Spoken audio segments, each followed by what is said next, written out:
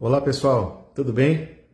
Mais uma vez aqui vamos falar de alguns episódios da vida forense, um pouquinho de processo, e nesse encontro especificamente vamos falar também um pouquinho sobre humanidade, espírito de humanidade. É um pequeno relato com um aspecto processual que eu quero apontar em virtude de um caso que chegou ao meu conhecimento na comissão de prerrogativas aqui da OAB de São Paulo, na qual eu figuro como conselheiro. É o seguinte: em janeiro de 2023, uma advogada atuante aqui em São Paulo tinha um prazo, numa ação em juizado especial civil, um prazo para recurso inominado, correto? E esse prazo fluía, ela estava com prazo para interposição do recurso, até que aconteceu um episódio na vida pessoal dela muito marcante, um trágico episódio. Como todos sabem, em São Paulo chove muito em janeiro. De um modo geral no Brasil, mas em São Paulo chove muito e há muitos problemas com chuvas excessivas em São Paulo em janeiro. Naquele janeiro de 2023, houve uma tragédia na vida dessa advogada. A sua mãe havia saído, uma senhora com mais de 80 anos, havia saído à rua de carro numa tarde de janeiro de 2023 e um muro desaba sobre o veículo em que estava essa senhora durante uma chuva torrencial em São Paulo naquela tarde de um dia de janeiro de 2023.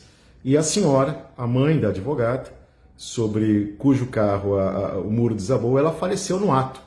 Isso foi muito divulgado em mídia, enfim, uma tragédia. O fato é que, acometida por essa tragédia, tocada por essa tragédia pessoal, a advogada perdeu o prazo para o recurso inominado. A sua vida, evidentemente, ficou de ponta cabeça por conta de uma tragédia inesperada e uma tragédia que ceifou a vida da sua mãe. E o que faz a advogada nos autos, dias depois? Interpõe o recurso inominado, suscitando que o recurso foi interposto fora do prazo por conta de um evento que compõe justa causa, a morte inesperada da sua mãe. E essa figura, a justa causa para a prática de um ato processual fora do prazo original, essa figura ela é prevista no Código de Processo Civil. Eu me refiro aqui, tem sempre a minha colinha aqui do lado, ao artigo 223 do Código de Processo Civil. A parte pode provar que não realizou o ato processual por justa causa. E o parágrafo 1º do CPC 223 explica o que vem a ser justa causa para essa incidência do artigo 223.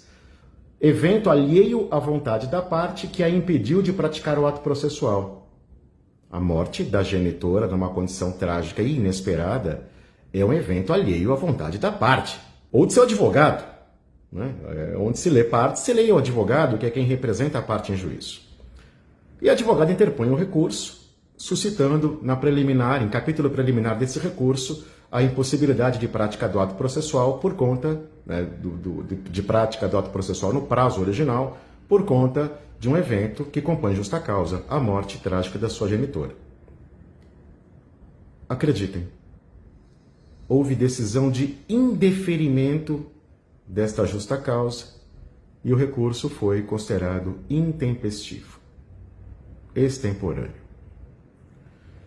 A advogada atuante na causa suscitou a intervenção da Comissão de Prerrogativas da OAB, o assunto foi distribuído a mim e nós apresentamos manifestação no feito em apoio à advogada, como assistentes da advogada, com fundamento no artigo 49 do Estatuto da Advocacia, e tivemos oportunidade de fazer um arrazoado sobre o que vem a ser justa causa, para fins de permitir ao advogado ou à parte praticar um ato processual fora do prazo original, porque foi impossível praticá-lo no prazo original em virtude de um evento que compõe justa causa.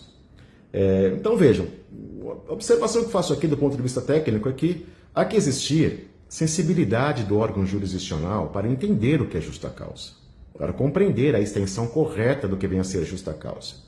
Justa causa, 223, parágrafo 1º do CPC.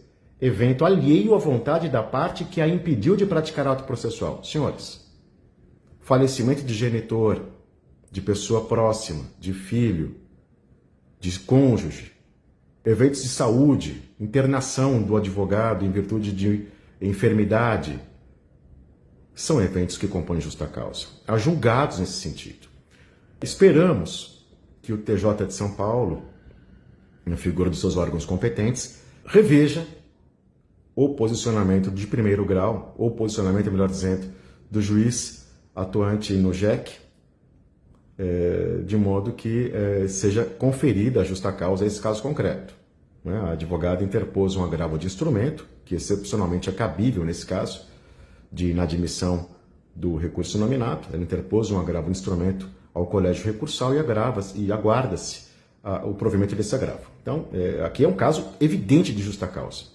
E andou mal o magistrado, em primeiro grau, com todas as vendas. Em primeiro grau não é bem a palavra correta, porque estamos no âmbito dos juizados especiais. O magistrado que inadmitiu a apelação, o recurso nominado, não agiu com acerto processual. O segundo aspecto que trago à reflexão é o aspecto humano. Nós estamos habituados a um judiciário com tratamentos arestosos entre as partes e o juiz, entre advogados e juízes, entre juízes e advogados. E esse tratamento, essas fricções, elas não são bem-vindas. De lado a lado, aqui não se trata de algo unilateral, de juiz em relação ao advogado ou de advogado em relação ao juiz.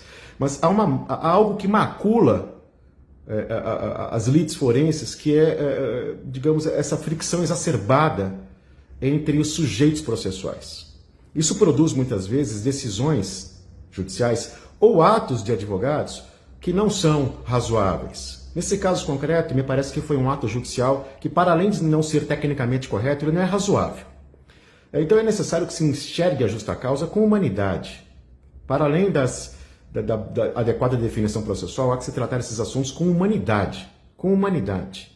Né? Um recurso que não foi veiculado no prazo correto por morte inesperada da genitora da advogada, algo público e notório porque foi inclusive algo divulgado em mídia na época. Isso não pode ser visto como não justa causa. Meus caros, é necessário que as questões forenses sejam tratadas por todos os sujeitos, advogados inclusive, juízes, promotores, com sensibilidade, sem prevenções. Senão, quem sofre, em primeiro lugar, é a lei. A lei, quando é tratada com paixão, ela é maltratada. Em segundo lugar, a parte, que além do advogado está a parte aqui. A parte tem o seu recurso tem que ser adequadamente avaliado pelo judiciário. E aqui o advogado foi colocado em maus lençóis também, porque a intempestividade atribuída ao recurso não levou em consideração a morte trágica da mãe da advogada. Então, justa causa, artigo 223, parágrafo 1º do CPC, justa causa, a morte inesperada de um ente querido é justa causa.